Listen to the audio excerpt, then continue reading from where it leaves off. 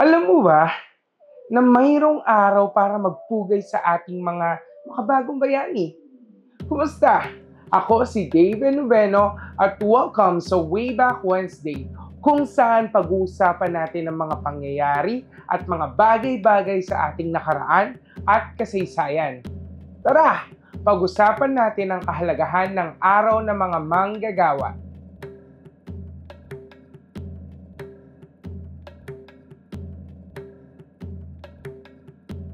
Tuwing unang araw ng Mayo, ipinagdiriwang ang araw ng mga manggagawa sa Pilipinas. Isa itong lista opisyal na kinikilala bilang araw ng pagpaparangal sa lahat ng manggagawa.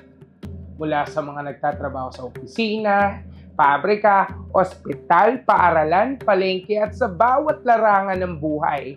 Ngunit, higit pa riyan, ito rin ay araw ng pagkilos. Kaya't sa araw na ito, hindi na bagong makakita ng mga kilos protesta ng iba't ibang unyon at samahan ng mga manggagawa. Dito nila inilalabas ang kanilang mga panawagan para sa makatarungang sahod, maayos na benepisyo at ligtas na kondisyon sa trabaho. Ang inspirasyon nito ay nag-ugat sa pandaigdigang kilusan para sa karapatan ng mga manggagawa, lalo na sa Estados Unidos at Europa, noong huling bahagi ng ika-19 na siglo. Isa sa mga pangunahing panawagan noon ay ang 8 oras na paggawa sa isang araw, makataong sahod at karapatang mag-organisa. Noong taong 1903, humigit kumulang 100,000 manggagawa ang nagmarsa patungong Malacanang sa pangunguna ng Union Obrera Demokratika Filipina or Philippine Democratic Workers Union, ang kauna-unahang organisadong samahan ng mga manggagawa sa bansa.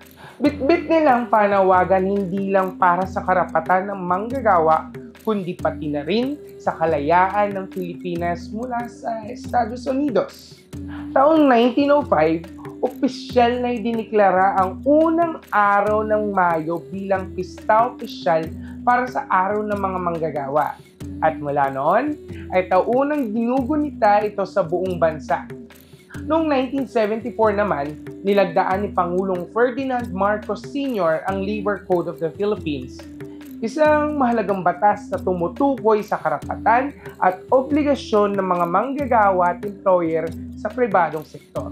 Ngayong araw ng mga manggagawa, sana'y magsilbing paalala na ang bawat dugot, pawis, oras at lakas ng manggagawa ay hindi lamang para sa pamilya, kundi para sa ikauunlad ng buong bayan. Mabuhay ang mga makabagong bayani! Kung nais ninyong malaman ng buong kwento, tumingin lamang sa comment section at nandoon ang mga link ng sources ng video na ito. At samahan ninyong muli kami sa susunod na Wayback Wednesday. Ako, si David Noveno, at ngayon, alam mo na!